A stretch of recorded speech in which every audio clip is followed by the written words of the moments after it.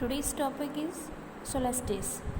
तो सोलेस्टिस एक टर्म है, यानी कि इस टर्म में क्या है, जो सन की जो डायरेक्शन है बिल्कुल, यानी कि जो सन है बिल्कुल ओवर हेड हो जाता है हमारे अर्थ के ऊपर।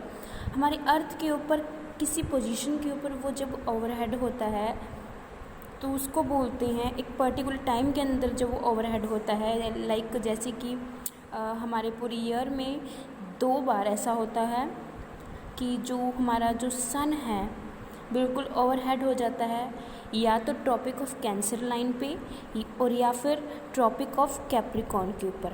तो वो एक पोजीशन है, वो एक टर्म है सोलेस्टिस। तो हम इस चीज़ को यहाँ पे पढ़ेंगे कि किस तरीके से होती है। यहाँ पे पहला ये है summer solstice. On 21st June the sun is overhead on the tropic of the Cancer. This is called the summer solstice in the northern hemisphere. 21 जून को ये वो टाइम है जब जो सन है बिल्कुल ओवरहेड हो जाता है। कहाँ पर? ट्रॉपिक ऑफ कैंसर लाइन के ऊपर हो जाता है। तो इसको बोलते हैं, ये समर के अंदर होता है तो इसको बोलते हैं समर सोलेस्टिस। और ये नॉर्थन हेमिस्फीयर साइड पे होता है। हमें जैसे कि पता ही है कि ट्रॉपिक ऑफ कैंसर किस साइड पे आती है, किस रीजन में आती है, नॉर्थन हेमिस्फीयर वाले रीजन में आती है। Because of the tilt of the Earth's axis, the circle illumination does not passes through the poles, and the place of the north of the Arctic Circle has the 24 hours of daylight. The sun does not rise set in on this day, but the circle around just above horizon. On the other hand, places beyond the Antarctic Circle 24 hours of darkness. This is the longest day in the northern hemisphere but the shorter day in the southern hemisphere. ये जो सब होता है ये सब अर्थ के axis के tilt के अकॉर्डिंग होता है कि कितना पोर्शन के ऊपर सनलाइट जो है प्रॉपर जा रही है और कितनी पोर्शन के ऊपर नहीं जा रही। तो उस तरीके से ये है कि आर्कटिक सर्कल पे उस टाइम डे लाइट बिल्कुल ज़्यादा होगी, सन की जो रेज हैं बहुत ज़्यादा होती है, तो इसलिए वहाँ पे 24 आवर्स डे ही होगा, वहाँ पे दिन होगा और वहाँ पे सन कभी भी सेट नहीं होगा वहाँ पे। और ये इस तरीके से हॉरिजॉन के ऊपर ही है कि जिस उसी तरीके से दूसरी साइड पे उसी टाइम पे जहाँ पर सनराइज नहीं पहुँच पाएंगी, लाइक एंटार्क्टिक सर्कल पे, तो वहाँ पे 24 आवर्स डार्कनेस रहेगी, कोई भी वहाँ पे डे नहीं निकलेगा। तो इसीलिए जो इस टाइम के ऊपर है नॉर्थन हेमिस्फीयर में जो दिन है बहुत बड़ा हो जाता है, और जो साउथर्न हेमिस्फीयर की साइड पे अगर हम उसी डे की बात करें तो वो बहुत छोटा हो जाता है। नेक्स्ट है विंटर सोलेस्टिस। विंटर के अंदर होने वाली इस तरीके की टर्म को तो विंटर सोलेस्टिस बोला जा रहा है। Since the earth keep revolving the rays of the sun falls directly on the tropic of the Capricorn on 22 December. This is the longest day in the southern hemisphere but the shorter day in the northern hemisphere. तो यहाँ पे ये है कि जब वो अर्थ revolve करती हुई जिस तरीके से होता है तो सन बिल्कुल ओवरहेड हो जाता है जब ट्रॉपिक ऑफ कैप्रिकॉर्न वाली रीजन के ऊपर बिल्कुल ओवरहेड हो जाता है।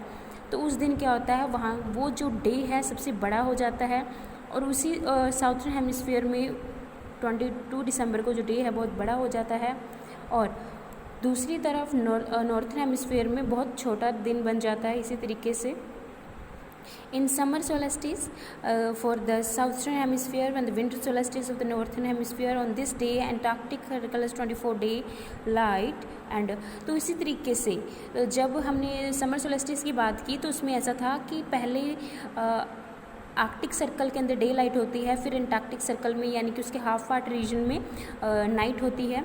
तो इसी तरीके से यहाँ पे उल्टा हो जाता है, फिर नीचे वाले हिस्से में साउथर्न पोर्शन के अंदर एंटार्क्टिक सर्कल के अंदर डे लाइट हो जाती है और आर्कटिक सर्कल के अंदर उस वाले पोर्शन में डार्कनेस यानी कि नाइट हो जाती है।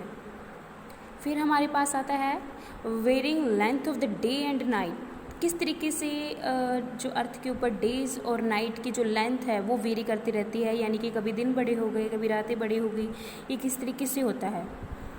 You may have wondered why the daytime longer in summer, shorter in winter. This be because of the inclination of the earth on its axis. During summer a large part of the northern hemisphere remains inclined toward the sun.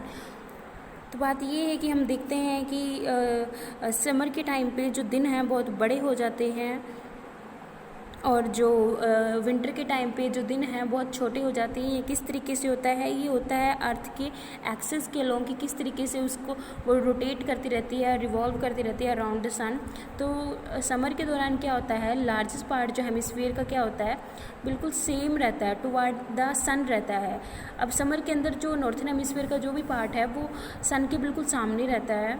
तो इसी तरीके से there is a longer hour of day during the summer, इसी तरीके से जो दिन है बहुत बड़ा हो जाता है। In contrast a large part of the southern hemisphere is away from the sun, the experience a longer hour darkness and therefore has longer nights. However the areas around the equator has 12 hours of the daylight throughout the year. तो इस तरीके से क्या है कि जो दिन बड़े हो जाते हैं, जो एरिया है जो सोलस्टिस के दौरान पे जो भी एरिया है सन के बिल्कुल सामने हो जाता है, जहाँ पे बिल्कुल सन की रेज डायरेक्टली पड़ती है, वहाँ पे वो दिन बड़ा हो जाता है इस तरीके से। और जहाँ पे जिस तरीके से जो भी अवे होता है, जो जैसे कि साउथर्न साइड पे हम बात करें, साउथर्न साइड पे जो सन की रेज हैं फिर वो कम पहुँच पाती हैं, जिसके कारण वहाँ पे डार्कनेस हो जाती है। और इसी तरीके से इक्वेटर के ऊपर टोटली इक्वल लाइट जो डे लाइट होती है वो इक्वली पड़ती है, यानी कि जो सन की रेज हैं वो इक्वली फॉल करती हैं इक्वेटर के ऊपर। तो इसलिए वहाँ पे 12 आवर्स का डे होता है और 12 आवर्स की नाइट होता है पूरे साल के अंदर। इसी तरीके से ये सोलस्टिस और इक्विनॉक्स का जो सारा पैटर्न यहाँ पे शो किया है कि किस तरीके से हमारा सन सेंटर में होता है और जो हमारी अर्थ है वो रिवॉल्व करती रहती है। जो भी पार्ट जिस तरीके से अर्थ के सामने आता है उस तरीके से वो पार्ट पे सनलाइट पड़ती रहती है, और कुछ पार्ट है जो जहाँ पर सनलाइट नहीं पहुँच पाती, तो इस तरीके से वहाँ पे नाइट बन जाती है और डे बन जाता है। ये सब चीज़ें यहाँ पे हैं। और नीचे वाला ये पैराग्राफ जो है यहाँ पे आपको बॉक्स नज़र आएगा, तो ये लर्न करने के लिए मैं आपको दे रही हूँ वर्क के अंदर।